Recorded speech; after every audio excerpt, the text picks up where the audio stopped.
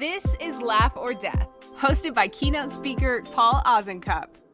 All right, very excited about my guest today. Dani Klein Modisett is the founder and CEO of Laughter on Call. She's also a comedian, actor, and author of the book, Take My Spouse, Please. Dani taught stand-up at UCLA for 10 years and has coached keynote speakers, business leaders, and congressional candidates to use more humor in their communication. She's also got a TEDx talk out very soon, What My Mother's Alzheimer's Teaches Us About Laughter, and it was chosen as one of the TEDx editors' picks. So they are just finding the right time to market that awesome TEDx, and we'll talk a little bit about that. But Dani, I'm stoked to have you here. Thank you. I'm stoked to be here, Paul. It's so fun. Yeah, well, and as you know, you said you listened to a couple episodes of my podcast, which I always appreciate. It's always weird, like, you know, when you've got some episodes, like when I've gone on people's podcasts, I like to at least listen to an episode or two to get a vibe for it. It's kind of weird to not have any idea. So you kind of know the drill. We're going to go start with the first question, asking something weird about you, something weird about you that you love, or something weird that makes you happy. Okay. Yeah. So, yeah, huge, very big fan. I enjoyed the one with Erin in particular, by the way. I really look forward to her book. Okay, something weird about me that makes me happy. I have to say right now, this is very embarrassing, but I am enjoying Love is Blind this season. Everybody's watching Love is Blind, and I usually steer clear of those shows. Do I need to watch it? Because I feel like people who normally don't watch stuff like that are into it. No, I find myself smiling when they fall in love. And the thing is, this season in particular, it was so well produced. Like, you really were like, yes, love is blind. And like, it was, no, but relax, because it's just all a setup. It's so well produced that you're just being totally hooked in to watch the train wreck. And of course. Just makes me smile. I mean, that makes me smile, and it's so anti-intellectual, but what are you going to do? I also love the fact that the person who wrote a book called Take My Spouse, Please is loving the Love is Blind show.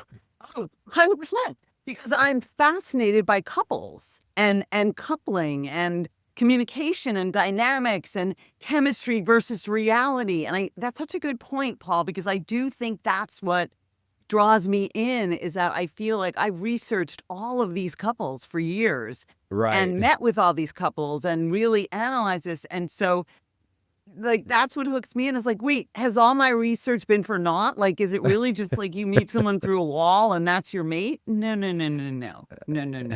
But it's fun.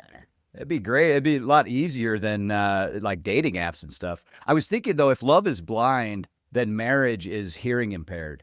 Because for me, that's so good. Like I have like a really bad hearing impairment in one ear, and I tell you what, I use that to my advantage all the time. You know, if I want to get a little extra sleep and don't want to be the one to hear the dog whining to go out, I just sleep on my good ear. Not a chance I'm waking up.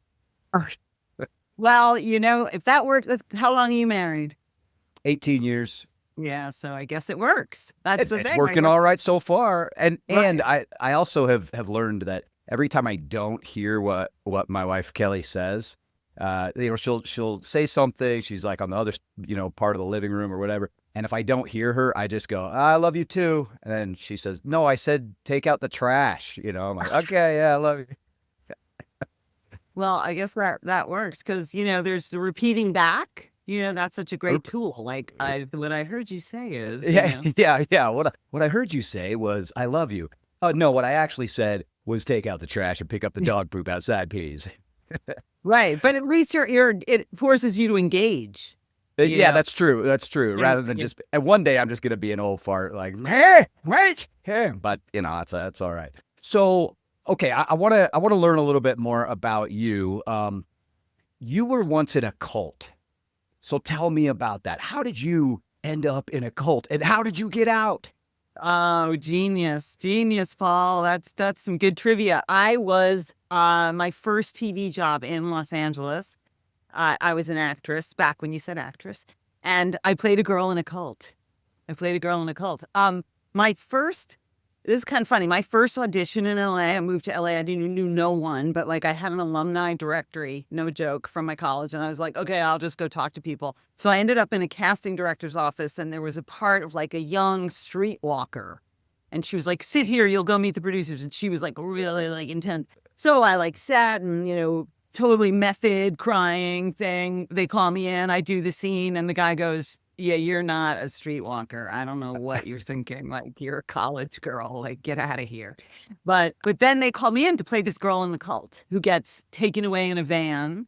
And this was Matlock, Andy Griffith Matlock. Oh, heck yeah. Yeah. I do remember being in the trailer with him and being like, the whole thing was crazy to me, that first job. And I don't remember how they got me out. Oh my gosh. Because I probably just cut to me at the dinner table with my family. Right. Like, yeah. All of a sudden, they had like, all hey, she's out, did it. She's out Good of the girls. cult. Yeah. Right. I mean, and Andy, but maybe it was like you joined an Andy Griffith cult, and now maybe he was the leader all along. Yeah. Well, he was a pretty genius actor. You didn't know it from that show in particular, but he was pretty genius. Face in the Crowd, wasn't that him? Face in the Crowd? Yeah. And I mean, everything he did too. He just had such subtle comedic genius too. I thought Andy Griffith was incredible. And you had some really cool. I mean, you've had some really cool experiences kind of coming up as an actor. What's some of the like your weirdest Hollywood moments from being in the industry?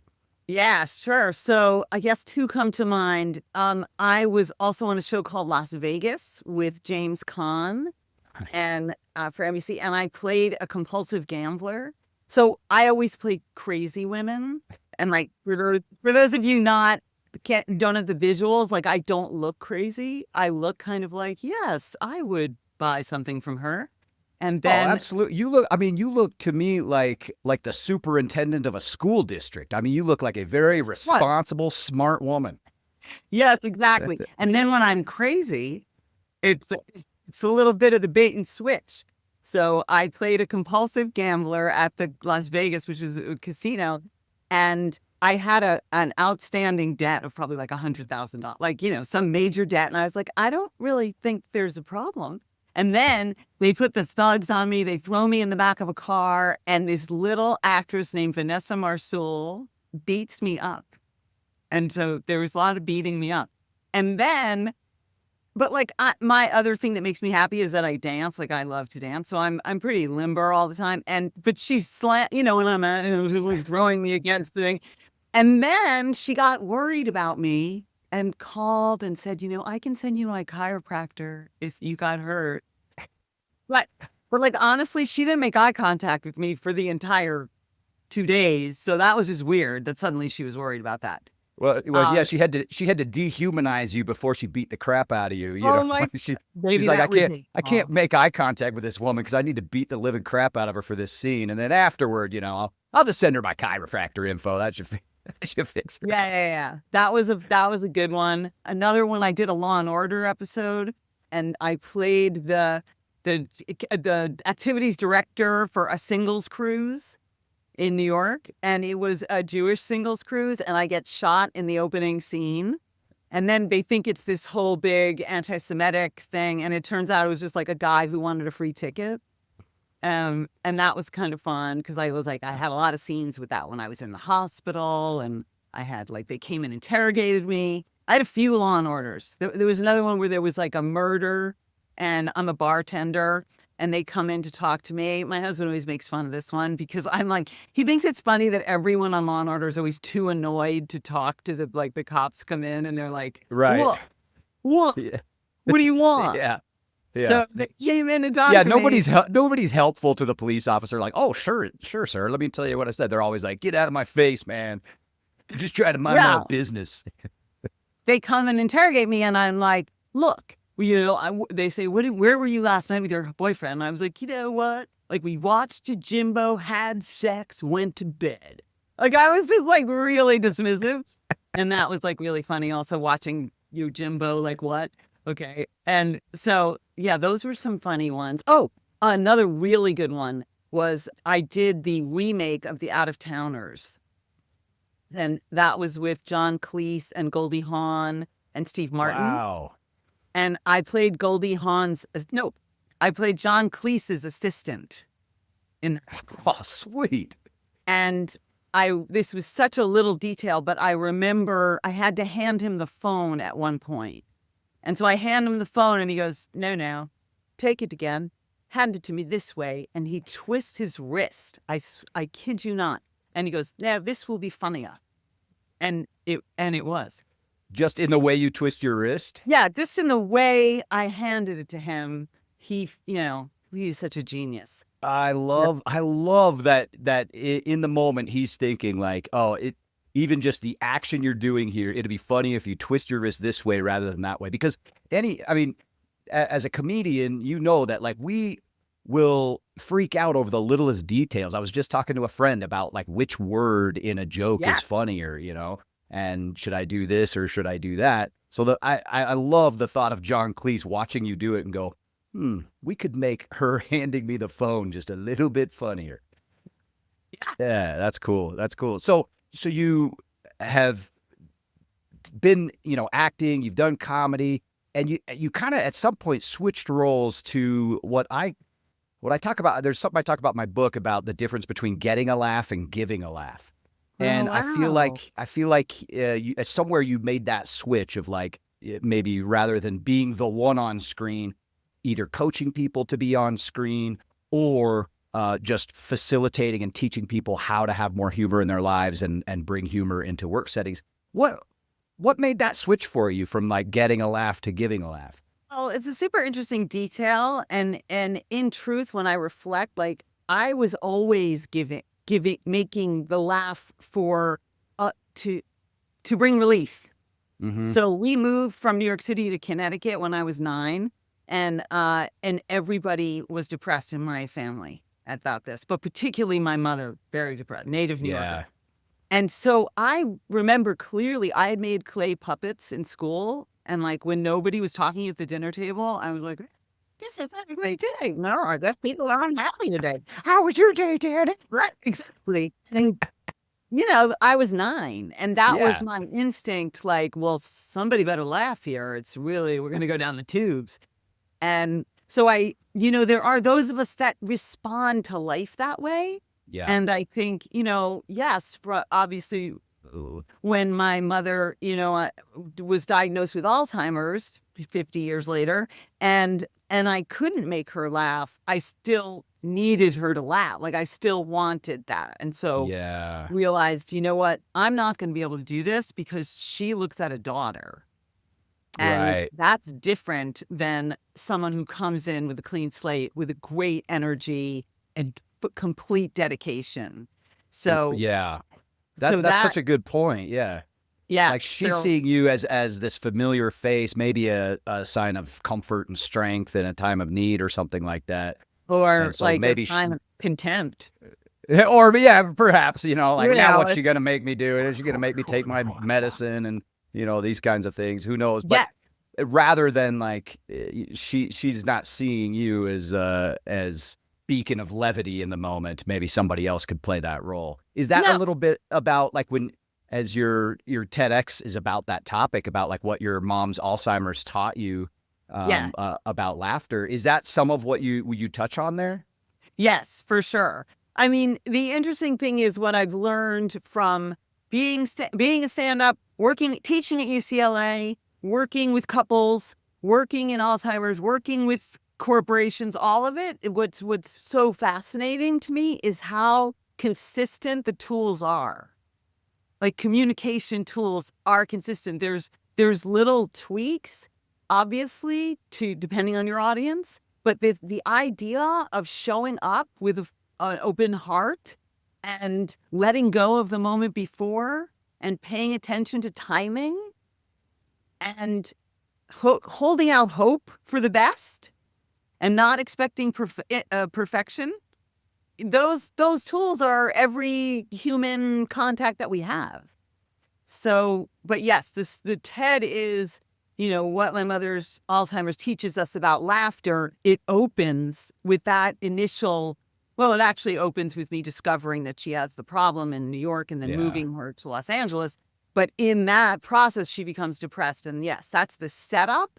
But really, it's an evolution then to this realization that, wait a minute, and especially COVID, right? Like that was what we Oh, yeah. learned during COVID was, with Laughter on Call. So I launched Laughter on Call, which is this business that brings laughter and connection to particularly the healthcare space, but everywhere.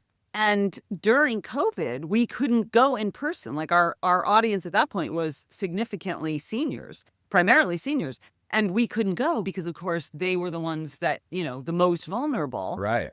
And so I started doing something called Lunchtime Laughter. It was like 12 to 12:30, improv, open to the public, and was free. And very quickly, like perfectly lucid people were showing up who Yeah. just didn't want to feel alone and wanted some comic relief. And then That's HR amazing. Yeah. Yeah. And people started going, you know what? We need we need some laughter. We need some connection. And although it's not necessarily the same doing it on Zoom. I mean, it's the best we could do at the time for sure. And finding things amusing and laughing, whether you're at home or with others, is still good for you. Yes. I mean, we just did 2 events with Cisco yesterday that were international that were on Zoom. And they Awesome. still, I was surprised, truly. Even we had seniors that we worked with one-on-one on virtually. And so I'm always surprised. Like even now, I do feel like I'm talking to you. I don't feel like I Right. am talking to Paul, who is almost there. Like I feel like we're having a conversation. I mean, I'm almost there. But in a different way. Yeah. It's not like AI Paul, I don't Right. think. Yeah. No. And Whatever so intelligence is here is all natural. I feel like we've all come leaps because of COVID. Yeah. We've all come leaps in virtual engagement. But yeah, the thing is really also it's about connection, which I know you Yeah. talk about. Like we all talk about this, and it is I always say like I couldn't call the company Cognitive Engagement on Call because like nobody's calling You'd that. have like 3 really nerdy people like, we've got to book her for our thing. Yeah, Laughter on Call is much better marketing for sure. Yeah.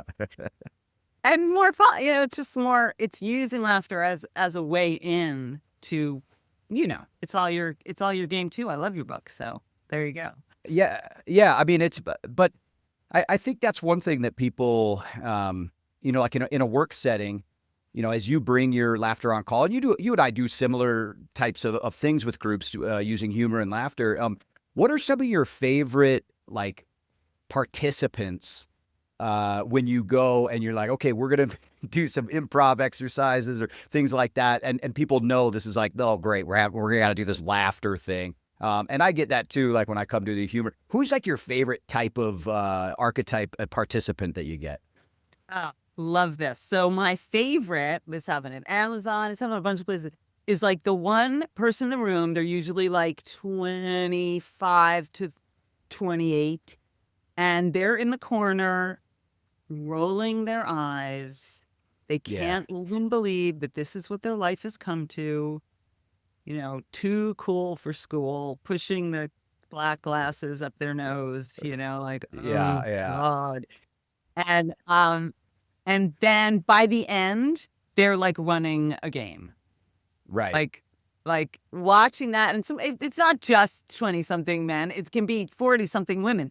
It's just my favorite person is the one who's like, yeah, I don't do this. I don't. No. And then, you get them warmed up. You create an atmosphere where, silly is part of it. The one thing that I do myself and that I encourage all my people to do is like, you have to be the thing to create the energy. So, and you're fantastic at that. So that's the thing when you create an environment that is safe and fun and anything goes and it's not embarrassing. And here, I'll embarrass myself first. Okay. So I'll get that out of the way. And now we can all just have a good time because, the physical and mental benefits of laughter are that's actual data for that. So So that's the goal, is to get them there. But the reticent ones, I get a real kick out of. Well, it comes back to your other point about kind of just the rules of communication and of comedy, really span over a lot of different things we do, because in order to get that person who's hesitant in the back, arms folded, and that's also my favorite person, because I'm always clocking like, okay, we're gonna get him, but one of the things you got to do is meet people where they're at, Yes. and not go like, okay, very first thing, you're gonna volunteer to be up in front of the room and do something really goofy, and then like, if you believe, then they will too. Like, if you come in and go like, okay, I know this is weird, or I know, and you're not very confident about it, people are going to go, yeah, I don't feel good about this. One thing I've learned doing stand-up is being funny is ultimately the meritocracy, right? Like, the crowd decides if you're funny or not. Yes. But one huge thing that goes into that is just being comfortable and confident, and making the crowd comfortable, because people don't want to be anxious for you, or for their own reasons. And so just being able to put them at ease. And I think that in comedy and humor, that's not talked about enough, is like how much we need to be able to put the audience at ease so that they can relax and laugh a little bit. Yeah, 100%. I mean, and it's so interesting. We both, as comedians, have that instinct to get the one person that's not laughing to engage. And frankly, that's what gave me the idea to bring someone in to talk to my mother, because comedians, we love a challenge. Like, we're that's a good point. person until they laugh. And we'll monologue and dance and sing and whatever it takes to get you to connect. And so that, but absolutely, it's always about creating an energy in the room where people feel seen and heard. That's like what we're talking about. It's like, That's psychological safety. Like, I'm not going to sit here and participate in your little games until I feel like there's like a little psychological safety going on here where we can actually do this. Do you find when you're working with groups, it hard to get leaders on board sometimes, or the leadership of the group, or how important is that? Okay, well, it's very important. Let's start there. That it comes from the top down. And we did an event for this real estate company of like 500 people in the room, and the guy, the CEO or whatever he was, God bless him, not into it. Like, literally was like, I don't know, we brought in the people, I guess they brought in improv. Like, what, dude? Like, if you're the leader, you can't set the tone that way. Then it's just an uphill battle. Like, we got there, but yeah, I really feel, and I tell anytime I'm working with people that want to change their culture, they have to engage in the way they want, in what they want to see. Like, what is that? Like, be the change, they got to be the change. And that's how it works. And when they do, totally different experience. Absolutely. Yeah. Because I think there are a lot of leaders who, they'll stand back and go, well, look, I want my people to be able to have fun and use humor at work and that kind of thing. So I give them my permission to do that. But it's like, your participation is much more important than your permission.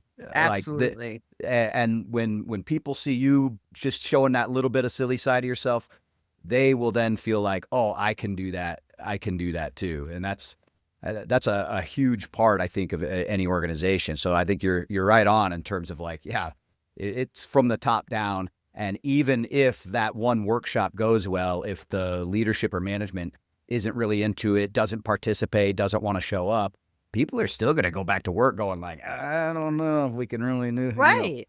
Yeah. Right. I do remember, the Zoom ones were, people on their phones. But I still, like, I don't know if are you with Vistage? It's like a speakers bureau. Yeah. Okay, so I've gone on a bunch of those where it's a room full of CEOs. And I just did one in Miami. That's a tough crowd. But yeah. I'll tell you. It's a tough crowd of Vistage here. To tell the laughter. I got to front load it with a lot of statistics, which is fine. Yeah, exactly. But an hour in, I saw a couple of them pick up their phones. Like, this is the challenge that I did not have at UCLA 10 years ago, right? Right. 15 years ago. Okay, maybe 20, but don't tell anyone. I didn't have people You look like walking. you look like a young school superintendent. Very You look like young. the prodigy one. Yeah. Yeah, prodigy. That's good. No, so now though, you're always competing with a phone. It's Yeah. very rare that you're not competing with a phone. And so in that Miami gig, I was like, all right, everybody up. Like, I'm not going to do this. Like, Yep. get up and we're going to do some things because I'm not going to watch you sit on your phones. Like, Yeah.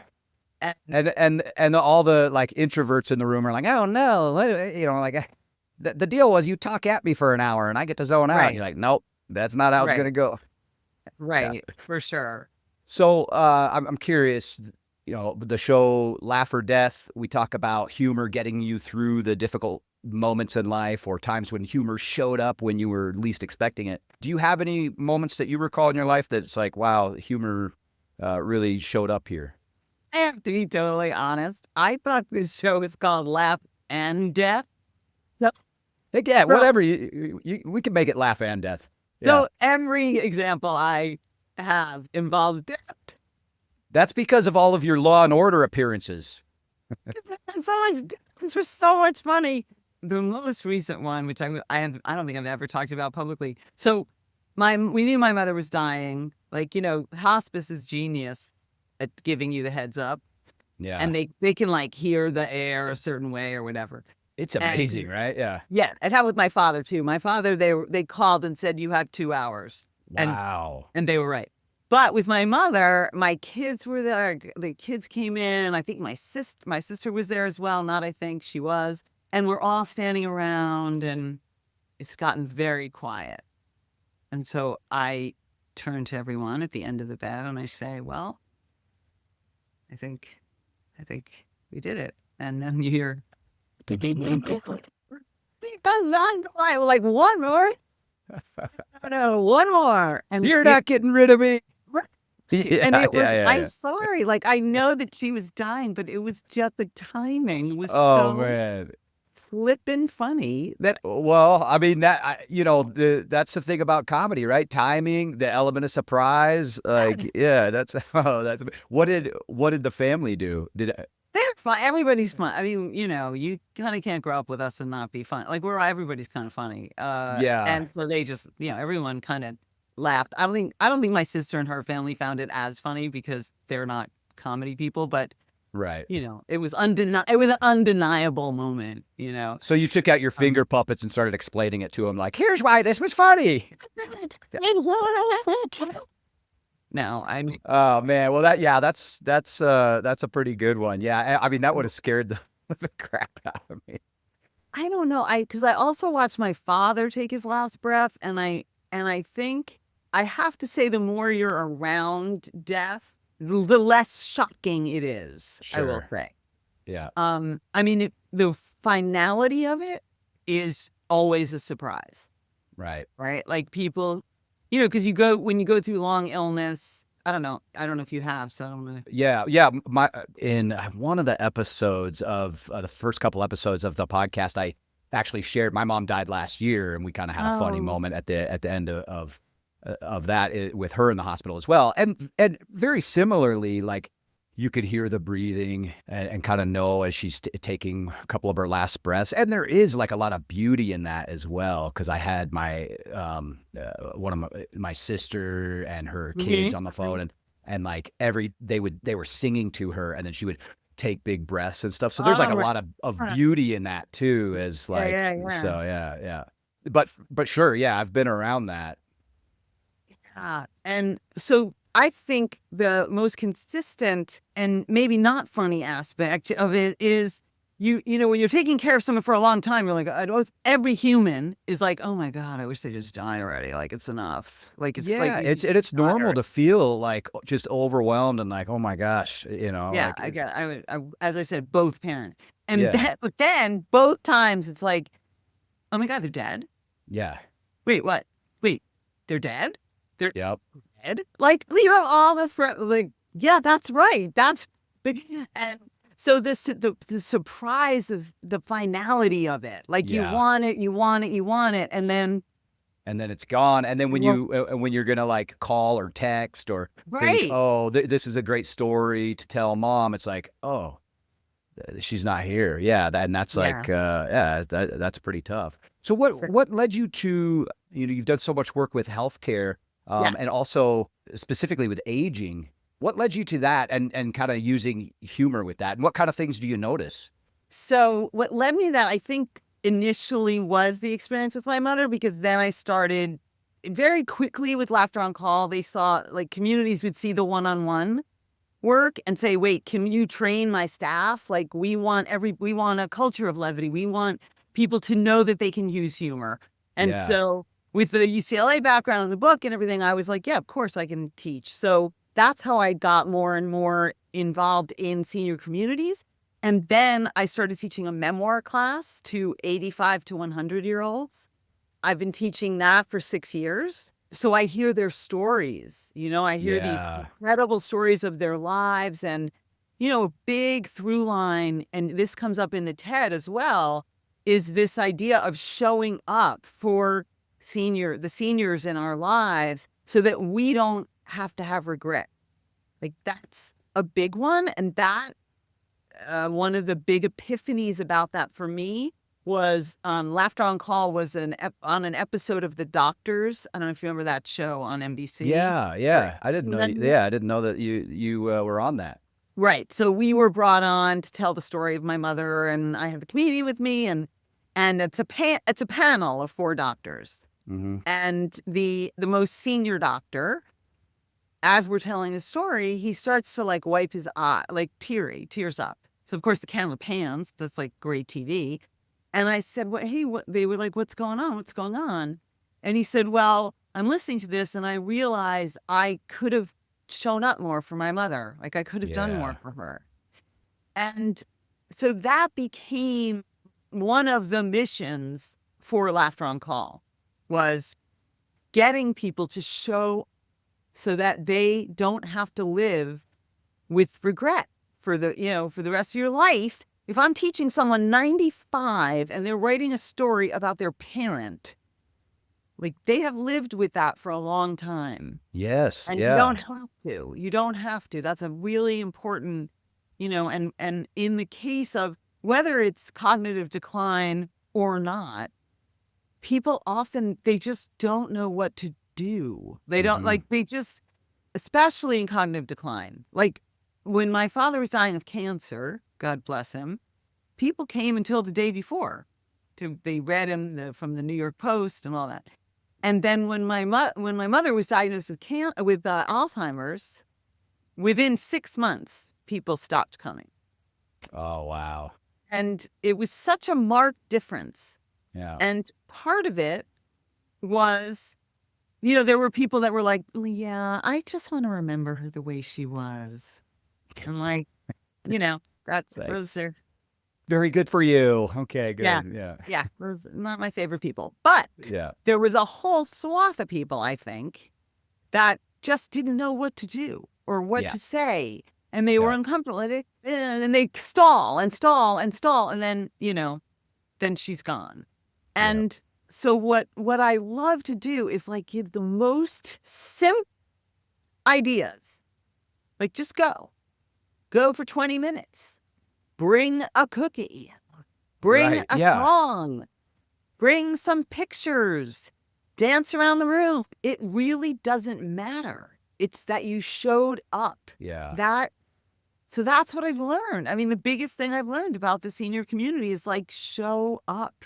And it's not even if it's from a selfish place, like it may not even be for that person, but like you said, it may be about the regret you're going to have later on. And we know Bronnie Ware's book, The Top 5 Regrets of the Dying, she asks the experts, which are old people on their deathbed, Right. what their top regrets in life were, who are in the last couple of weeks of their lives. And one of the top 5 regrets of people who are dying is that I wish I had stayed in touch more with the people in my life, like friends and family. And so that's what people who are at the end of their life are thinking about, Yeah. and so it's like, yeah, give that gift to yourself. And I will note that one other common regret that people had in that book is, I wish I had more silliness in my life and more laughter in my life. So there we go. I mean, I think people just want to be able to live a life true to themselves. Like, hey, I don't have to take this whole circle around the planet that seriously all the time. Right. I mean, it's tough because it was interesting when I was thinking about like, okay, what's something weird about me? But then I reread it and it said, what's something weird that makes you happy? But something weird about me is like, I'm not always that funny. Like I can be super intense about everything. Like, especially like word choice and, this and that. Yeah. And hearing the message that I teach is so important. Like, lighten up. Like, how about levity? How about some levity? Yeah, yeah. Well, it's funny. I think you and I are pretty similar. Like I call myself a recovering serious person because I get all up in my head, and that's why I do improv too. Is just to, I think stand up gets me in my head, and improv gets me out of it. Totally. Yeah, I think there's a good balance there. But then when I start, focusing on work or even talking about humor, man, I could nerd out about that forever and try to convince people why and all that. And I'm like, dude, you talk about humor for a living. Just chill. You don't have to take it so seriously. So I'm curious, when you were teaching stand up, well, one of the things about comedy and about this podcast is like, life happens to us, and usually the real funny things in life come from the pain points, the difficult things. What do you think are the key points for a comedian that anyone who's listening to this podcast could use?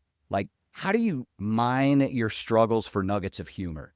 Like, what's the best process to do that?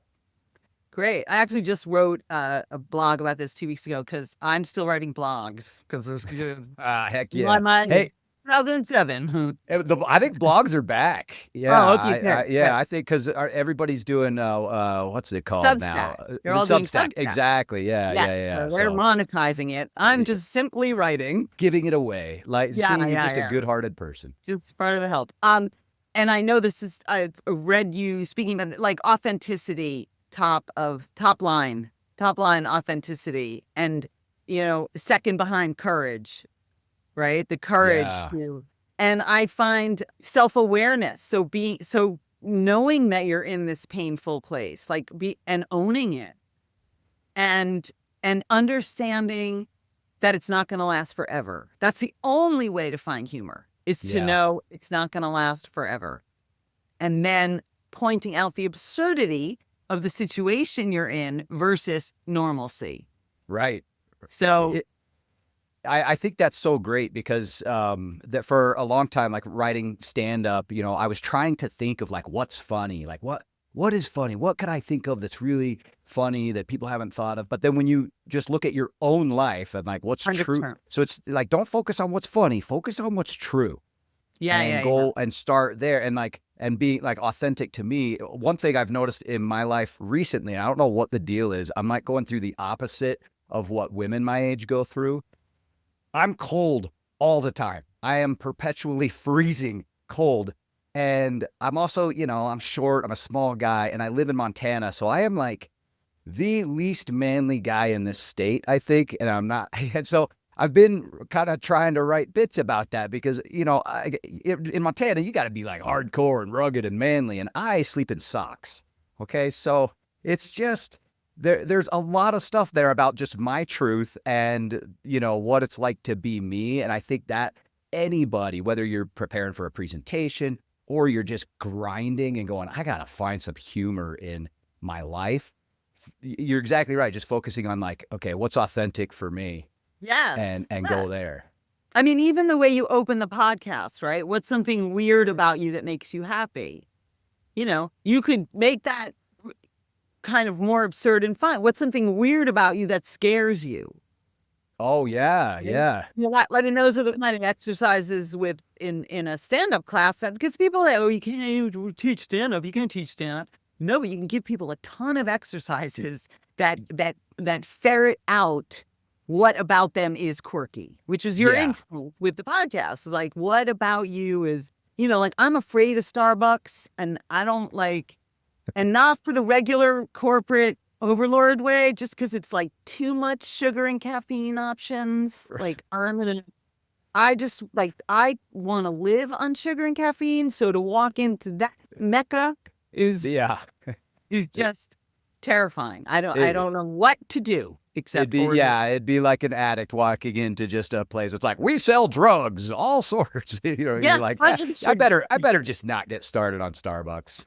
And it's funny Yeah. you should say like an addict, Paul, because I think maybe I qualify. It's like sugar and caffeine, that I'd rather do that than anything. Like, so Right. exactly. So to walk in there, it's like all over LA now. There's all of these weed stores. Oh, Like sure. weed Yeah. stores, but they look like the Apple store now. They're designed to look like the Apple store. Oh, heck I yeah. can't- Because you want to feel fancy and cool. Like, it used to be like you got to look it over your shoulder and like, okay, I'm going to Right. go into one of these dispensaries. But now it's like, oh, yeah. Yeah, I just need to get the latest update and go from there. Yeah. So yes. Very Well, common. I'm really excited about your TEDx coming out, where we'll get to hear a little bit more about what laughter taught you about, or what your mom's Alzheimer's taught you about laughter.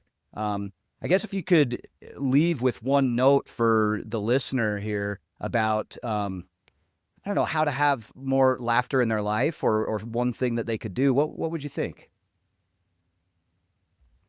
Well, I'm a really physical person. So I think there's nothing like literally shaking your body to change your state and Yes. to access silly. And you just have to give yourself permission. You have to know where you are. It's brutal. Right now, it's brutal. And just literally shake it off. Which I know a lot of these things sound really simple, but I used to say, you might not remember, the Cy Sperling, the hair club for men. Do you remember? Do you know that reference? Oh, yeah. It was like, I'm not only the president, I'm also a client or whatever. Yeah. Just the other. Of course Right. yeah. I'm also a client. Yeah. Of course I remember that. I mean, I was young, but I think I knew. I mean, I was already had male pattern baldness at the age of 7. So Okay. And that's not a joke. That's real. no, okay. It was pretty young though. It was pretty young Right. though. Yeah. And so that's what I always say about what I do. Like, I do this because I need to do it. Everything I say to do, I've done. Yeah. And as recently as this morning, you know what I'm saying?